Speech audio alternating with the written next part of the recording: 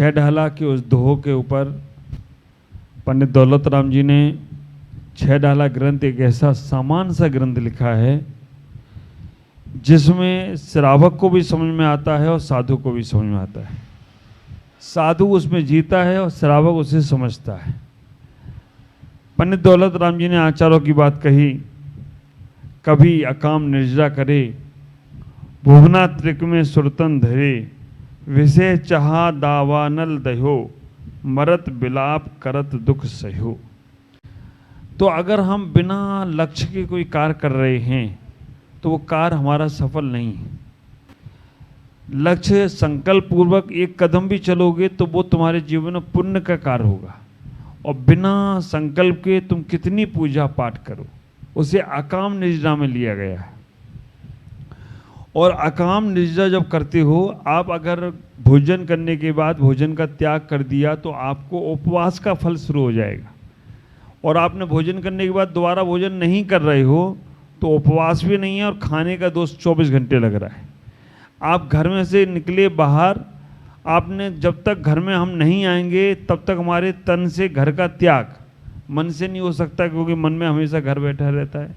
वचन से नहीं हो सकता क्योंकि फोन भी आ सकता है। तो तन से घर का त्याग, तो आप उतने समय तक गृह त्यागी वाले संत हो गए हो। आप विचार करके रखना, हमारे आचार्यों ने कहा है कि जब आचार्य समदवत स्वामी कहते हैं रतन ज्ञान साहब का आचार्य में, श्रावक सामायिक करता है, उस समय चारों दिशाओं को बांध लेता है, तो उस समय उसको उस दिशाओं के बंधन में मुनि जैसा पुण्य लगता है। आचार की बात यह है। तो हम ऐसा ही करें कि हम कोई भी कार्य कर रहे हैं, थोड़ा सा भी कार्य कर रहे हैं, तो हम उसे संकल्प पूर्वक करने का प्रयास करेंगे तो वो अकाम निर्जरा नहीं होगी।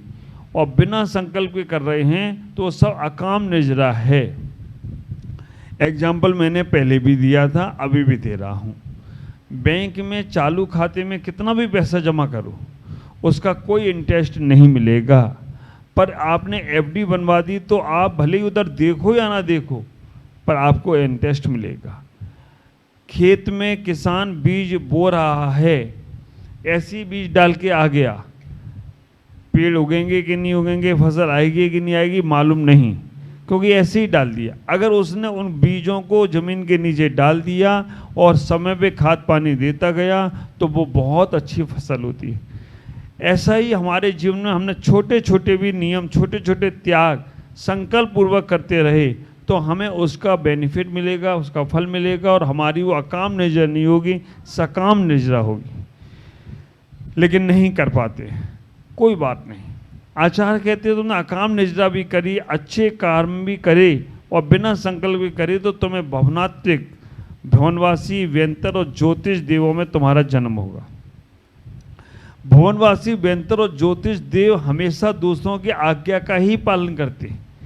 सौद्रम इंद्र, आप विचार करके रखना, सौद्रम इंद्र इन सभी देवों को, कभी किसी देव को बोलता है तुम वाहन बन जाओ, हाथी बन जाओ, तो हाथी बनना पड़ता है। कहा जाता है कि तुम नगर की रचना करके आओ, तो नगर की रचना में जाना पड़ता है। आप ऐसे समझ लो, यहाँ का एग्जाम्पल प्रधानमंत्री, राष्ट्रपति, सीएम, विधायक, एमएलए, पार्षद और सरपंच। तो आप इतना ही विचार करके रखना, अगर सौद्रम इंद्र बन गए हम तो हम प्रधानमंत्री जैसे हो गए, हमारा सब पे आदेश चलेगा। और भवनात्रिक वाले देव बन गए तो हम पार्षद हैं, सरपंच हैं, छोटे मोटे हैं, तो कहीं विधायक भी आ गया ना तो हमें सलूटी मारते रहना है। तो हमें भवनात्रिक के देव नहीं बनना है, तो हमें संकल्प पूर्वक अच्छे कार्य करना चाहिए।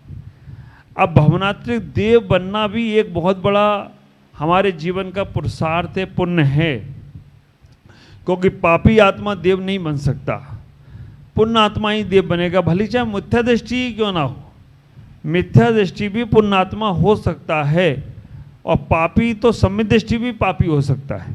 आप विचार करके रखना, सम्यक दृष्टि भी पापी हो सकता है और मिथ्या दृष्टि भी पुण्य आत्मा हो सकता है। सम्यक दृष्टि पापी कैसा? सम्यक दृष्टि पापी कैसा?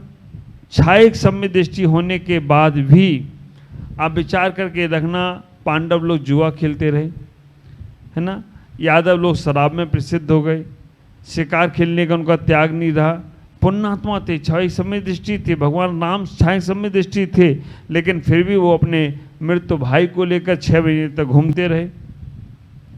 तो इतना ही विचार करना कि हमारे अंदर जो भाव है वो संकल्प पूर्वक का होना चाहिए। अब भवनात्रिक देव बनने के बाद, भुवनवासी व्यंतर और ज्योतिष बनने के बाद वहां पर भी तुम्हें वैभव मिल रहा है, वहां पर भी तुम्हें देवियां मिलेंगी, क्योंकि ये देवियां जो वहां पर एक मिनिमम देव को कम से कम 32 देवियां मिलती, कम से कम 32, और वहां पर सब आज्ञा का तुम्हारा पालन करेंगे, सब कुछ करेंगे, वहां पर आप रहेंगे देव बनकर। लेकिन जब तुम्हारे अंदर विषय चाह रहेगी, विषय कामना की इच्छा रहेगी, तो वो सुख भी तुम्हें छोड़ते समय दुख होगा, और वो जो दुख होगा वो तुम्हें एक इंद्रिय की पर्याय में लेकर जाएगा। तो जो स्वर्गों के सुख के भोग हैं, जो भवनवासियों के सुख के भोग हैं, उन्हें भी कोई छोड़ना नहीं चाहता है, और वो जब वो सुख नहीं छोड़ना चाहता है तो उसे जो दुख होता है, उस दुख के कारण से वो एक इंद्रिय की पर्याय में जाता है। पंडित दौलत राम जी अगली गाथा में यही कहने वाले हैं, अगले दोहे में यही कहने वाले हैं कि अगर तुमने ऐसा किया तो 5 परावर्तन पूरे करने के बाद एक इंद्रिय की पर्याय में चले जाओगे। तो हमें ये विचार, पहले अभी हम मनुष्य पर्याय में सभी लोग हैं, हमारा पुरुषार्थ देवगति पाना नहीं है, हमारा पुरुषार्थ अपने आप को पाने का है। कल मैं एक आश्रम में था, तो वहाँ के जब आश्रम के स्वामी जी ने पूछ लिया कि हम क्या जीवन का लक्ष्य क्या है, हमें भगवान को पाने का लक्ष्य नहीं है, हमें भगवान बनने का लक्ष्य है। भगवान को भी हमने अनंत काल तक पाया है। आप विचार करके रखना, हम मंदिर गए, देव शास्त्र गुरु की भक्ति करी, हम बहुत अनादिकाल से करते आ रहे, लेकिन हमारी यात्रा वो अधूरी यात्रा है। हम केवल भगवान तक जा रहे हैं, ये जो बहुत महत्वपूर्ण नहीं है। हमें अपने तक जाना है, और अपने तक जाने के लिए द्वार भगवान का हो सकता है, गुरु का हो सकता है, जिनवाणी का हो सकता है, लेकिन जब तक अपने आप तक नहीं पहुंचोगे तब तक तुम्हें निर्वाण की प्राप्ति होने वाली नहीं। कितने भी हम सर्वार सिद्धि देव में बन गए, वहाँ से कोई ज़्यादा दूर नहीं है मोक्ष, सर्वार सिद्धि से बहुत नज़दीक है। अगर वैसे आदमी का हाथ जाता हो तो ऐसे करेगा तो चला जाएगा, एक बाल की दूरी है। लेकिन फिर भी आप विचार करके रखना, वहाँ मुक्ति जाने के लिए हमें इसी मध्यलोक में आना पड़ेगा, और मनुष्य पर्याय को पाकर संयम को स्वीकार कर कर ही हम उस निर्वाण को प्राप्त कर सकते हैं। तो हम लोग धर्मात्मा हो गए, हम पूजा करते हैं, पाठ करते हैं, साधु की सेवा करते हैं। अरे हम तो कह रहे हैं साधु भी बन गए, और साधु बनने के बाद भी अगर हमारे अंदर ये लक्ष्य नहीं है कि अब हमें बहुत संसार में जन्म मरण नहीं करना है, अभी हमें निर्वाण पाना है, साधु बनने के बाद भी अगर हम अपने आप को पाने का प्रयास नहीं कर रहे हैं तो अभी हम संसार में ही भटक रहे हैं। हम अपने आप को पाने का प्रयास करें, परिणामों को निर्मल बनाने का प्रयास करें। और अभी हमारे पास उन देवता बनेंगे तब हमारे यहाँ दुख होगा मरते समय, ऐसा नहीं। देवता होंगे तब होंगे, लेकिन अभी हम मनुष्य पर्याय में हैं, तो हमें सबको मालूम है कि एक क्षण का भी भरोसा नहीं है। कोरोना काल में तो आदमी देखते देखते चला गया।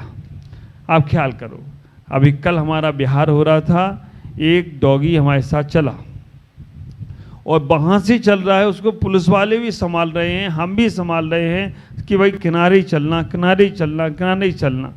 कहा गया ना कुत्ते की मौत बहुत ख़राब होती है, नहीं माना। आगे तो हम देख रहे हैं, पर पीछे कौन देखे, पीछे से वो क्रॉस कर ही गया और कर गया, तो 1 मिनट में उसको सब खत्म हो गया। तो आप विचार करके रखना कि हमारा जीवन ऐसा ही है, कांच का गिलास है, ऊपर से गिरा और नीचे अगर कुछ भी नहीं है तो चकनाचूर हो जाने वाला है, लेकिन अगर नीचे गद्दा बिछा है तो हमारा वो गिलास भी सेफ होगा। और हमारा तो अगर हमारे पास धर्म ध्यान है, संयम है, अगर हमारे पास व्रत नियम संयम है, तो हम गिर के भी टूटेंगे नहीं। और अगर व्रत नियम संयम नहीं है तो हम गिरेंगे तो टूट जाएंगे। तो वहाँ संयम का अड्डा लगाने का प्रयास करना, हमें इतना ही सोचना है, इतना ही जीवन को बनाने का प्रयास करना है कि हमें अपने आप को कैसे संयमित करें। मैं कल विचार कर रहा था 3 प्रकार के मरण का। एक मरण व्यवहारिक है। आगम के मरण तो 17 प्रकार के बता दिए गए, आगम के मरण और कई अलग अलग प्रकार के बताए गए हैं। 5 प्रकार के मरण भी बताए गए हैं, बाल बाल मरण, बाल मरण, बाल पंडित मरण, पंडित मरण और पंडित पंडित मरण। आप लोग कौन सा मरण चाहते हो? हाँ हाँ, ये विपुल हमारा पंडित पंडित मरण चाहता है, और वास्तव में लक्ष्य यही होना चाहिए। अब समझ लें ये 5 मरण कौन से हैं। जो रोते रोते मरते हैं, मिथ्यात्व के साथ मरते हैं, उनका बाल वाल मरण है। और जो सम्यक दृष्टि के साथ मरते हैं, उनका बाल मरण है। और जो त्यागी वृत्ति बनकर मरते हैं, उनका बाल पंडित मरण है। और जो मुनि होकर मरते हैं, उनका पंडित मरण है। और जो अरहंत भगवान होकर अपने जीवन का पूर्ण करते हैं, वो पंडित पंडित मरण है। तो हमारा लक्ष्य तो पंडित पंडित मरण का है। लेकिन अगर आज किसी को कह दीजिए, और पंडित जी क्या चल रहा है, काम खत्म, पंडित बोल रहे, पंडितों ने इतना नाम खराब कर लिया, क्या वो पैसों के कारण से कर लिया हो या कुछ गड़बड़ मामले के कारण से कर लिया हो। तो पंडित मरण केवल मुनियों का होता है, बाल पंडित मरण त्यागी वृत्ति का होता है, बाल बाल मरण मिथ्या दृष्टि का होता है। तो हम कल हम अपने मन में ही चर्चा कर रहे थे कि अगर तुम्हारे मरने के बाद सभी लोग दुखी हो रहे हैं, तुम्हारे मरने के बाद सभी लोग दुखी हो रहे हैं, तो समझ लेना तुमने संसार में कोई अच्छा कार्य किया है। इसीलिए ही सब दुखी हैं कि भाई उसको अभी नहीं जाना चाहिए था, उसको इतनी जल्दी हम लोगों को छोड़कर नहीं जाना चाहिए। दूसरा ऐसा भी प्रसंग आता है कि तुम्हारे मरने के बाद कुछ लोग दुखी होते हैं और कुछ लोग कहते ठीक हो गया भाई, जो हो गया सो अच्छा। तीसरा वो भी है कि तुम्हारे मरने के बाद कहते चलो अच्छा हुआ, गया, अच्छा हुआ। तो अब आप विचार करके रखना, तीनों को अभी परिभाषा समझना आप। एक वो मरण है जो कहते हैं कि भाई इसको अभी इतनी जल्दी नहीं जाना चाहिए था, सबको दुख होता है। तो एक वो मरण है, एक वो मरण है कि कुछ दुखी हो रहे और कुछ सुखी, कुछ कह रहे ठीक है हो गया अब चलो जाने दो। और कुछ एक ऐसा है कि वो सब चाह रहे हैं हाँ ऐसा ही होना चाहिए। अब तीनों को समझ लेना।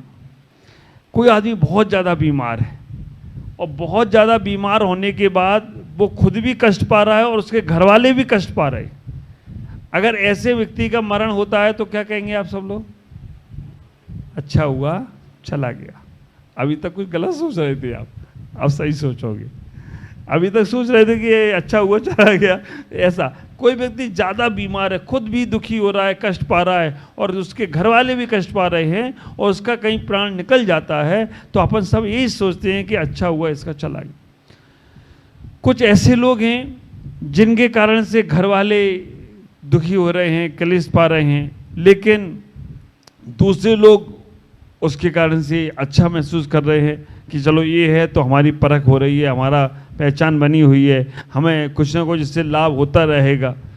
तो वो मरण भी ऐसा है कि घर वालों के लिए अलग है और बाहर वालों के लिए अलग है।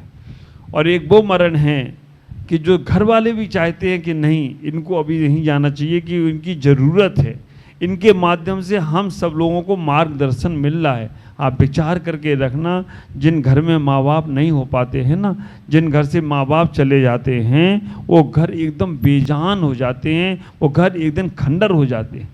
माँ बाप अगर घर में हैं, भले ही कुछ नहीं करते हैं, अक्सर हम लोग कहते हैं ना, पेड़ भले ही फल ना दे लेकिन छाया तो देता है, गाय भले ही दूध ना दे लेकिन गाय हमें आश्रय तो देती है। उसी प्रकार से जिस घर में माँ बाप होते हैं उस घर में सब कुछ जन्नत की सैर होती है, और जहाँ से माँ बाप चले जाएं उस घर में एकदम से खंडर जैसा हो जाता है। तो आप इतना ही विचार करके रखना, इस शरीर में हमारे जब तक सोच समझ है, जब तक मन अच्छा है, तब तक हमारा इस शरीर हमारी जन्नत की सैर कराएगा। और जैसे ही हमारे शरीर में से सोच समझ खत्म हो गई, बुद्धि खत्म हो गई, हम नहीं सोच पा रहे हैं, तो ये शरीर ही खंडर का हमें एहसास कराने का प्रयास करेगा। तो हमें जीवन में अपने वो विचार करना है कि हमारा मरण हो तो समाधि पूर्वक मरण हो। कल मैंने एक जाप बताई थी, ओम ह्रीम मम समाधि मरणम भवतो, ओम ह्रीम मम समाधि मरणम भवतो, ओम ह्रीम मम समाधि मरणम भवतो। ऐसे आप रोज अंदर प्रयास करो, पर इसको सावधानी से करना। ओम ह्रीम मम समाधि मरणम भवतु की भावना भाव, तो आप ये सोचना कि अब हमें थोड़े जो सामान हमारे शरीर को नुकसानदायी हैं, हमारे शरीर को खराब कर रहे हैं, उन चीज़ों को छोड़ना। जो रिलेशन हमारे खराब हो रहे हैं उन बातों से छोड़ना। जो क्रियाएं हमारे जीवन को अप्रभावित कर रही हैं, मतलब हमारे जीवन को नीचे दिखाने का प्रयास कर रही, उन क्रियाओं को छोड़ना। आप विचार करना, कौवे के कोसने से ढोर मरते तो फिर तो भगवान कौवे हो जाते। कौवे के कोसने से ढोर मरते नहीं हैं। तुम्हारे गलत बोलने से कोई गलत हो जाता तो तुम्हारे अच्छे बोलने से भी अच्छा हो जाता। तो हमें ये विचार करके आज इतना ही सोचना है कि मरत विलाप करत दुख सहो, तो मरते समय हमारे प्राण निकलते समय दुख नहीं होना चाहिए। कबीर ने कितनी अच्छी बात बोली, कबीरा जब तुम्हारा जन्म हुआ जग हंसा तुम रोए। कबीरा जब तुम्हारा जन्म हुआ जग हंसा तुम रोए, कुछ ऐसी करनी कर चलो तुम हंसो और जग रोए। तो ऐसी करनी कर चलो तुम हंसो और जग रोए। अगर तुम्हारे जाने से जग में अगर कहीं दुखीपन होता है तो समझ लेना तुमने कोई अच्छा कार्य किया, और तुम्हारे जाने से लोग कह रहे हैं कि अच्छा हुआ बोझा कम हो गया, तो समझना तुम्हें कहीं जगह नहीं मिलने वाली है। और ये स्वर्ग जाएगा मोक्ष जाएगा। तरुण सागर जी महाराज कहते हैं कि उसकी मैयत में जाके पूछ लेना जो लोग जा रहे हैं कि कैसा आदमी था। अगर मैयत, वैसे तो मरने के बाद सब महान हो जाते हैं, मरने के पहले पानी नहीं पिलाया होगा, लेकिन मरने के बाद उसके नाम पे श्राद्ध चढ़ाने जाते है ना। तो मरने के बाद सब मान गए, अब वो कुछ बोलने वाला नहीं, राम नाम सत्य है, मुर्दा बड़ा मस्त है, वो सब चलता रहता है। लेकिन जीवन में हमने अगर उसको मस्त रखा तो ही जीवन आनंद में होगा। तो आप अपने जीवन को अपने आप से परखें। हम दूसरों को संतुष्ट नहीं कर सकते हैं, अपने आप को संतुष्ट कर सकते हैं। दूसरों को खुश नहीं कर सकते क्योंकि दूसरों की अपेक्षाएं बहुत हैं। अपने आप को खुश कर सकते हैं। तो जितना तुम खुश रहोगे तुम्हें मरते समय दुख नहीं होगा, और अगर तुम खुश हो तो तुम्हारे लिए जगत भी खुश हो जाए तो कोई आश्चर्य की बात नहीं होगी। आज इतना ही। ओम नमः।